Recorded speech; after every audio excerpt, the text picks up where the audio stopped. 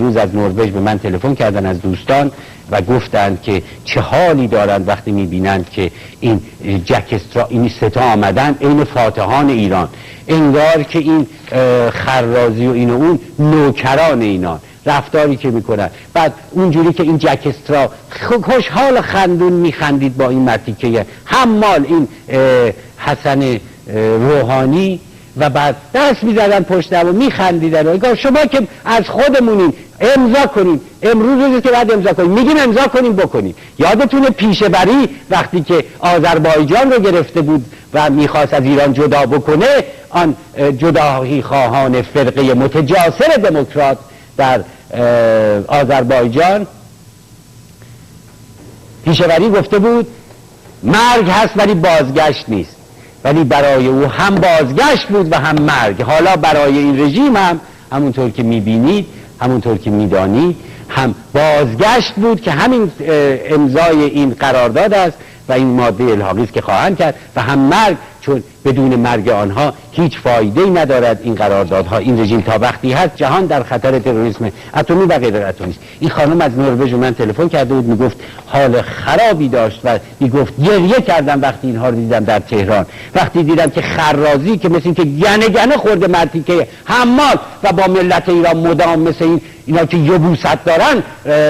مواجه میشه در مقابل دوربین و این و اون، میزد پشت جک استرا و اون میزد پشت اینو، بگو و بخند و انگار که نوکری اربابش بهش لطف کرده و حالا دارن با هم میگن و میخندن. نوکر خوشحال، بقیه نوکران هم همینجور. واقعا باعث ننگ ما ملته. این خانم به من میگفت و به درستی میگفت، این خانم که خودش در این انقلاب متاسفانه شرکت داشته و جوان بوده، دانشجو بوده، فریب خورده و حالا پشیمانه و این پشیمانی رو بارها میگه.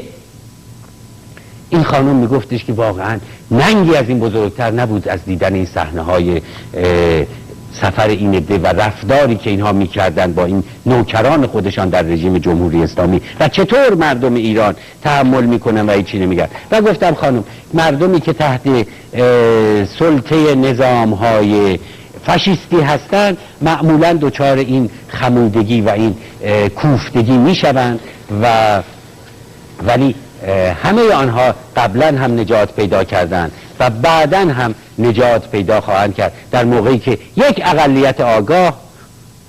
میآیند و قیام رو بر علیه این خمودگی ملی، این تصمیم ملی، اینی که میبینید بیش از 1 میلیون ایرانی را شاید شلاق زدند اینها، این شلاق برای نرم کردن و مقهور کردن و بنده کردن ملت ایران به دست اسلام شلاق زنی است که بر ما مسلط شده است. به این دلیل است خانم عزیز من در نروژ.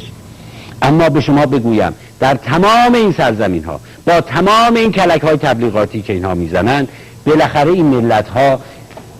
از این بردگی بیرون خواهند آمد، همچنان که آمدن. از یوغ کمونیسم جهانخوار خودشون رو بیرون کشیدند این مردم در دنیا، از یوغ اسلام تروریست سلطه‌گر هم بیرون خواهند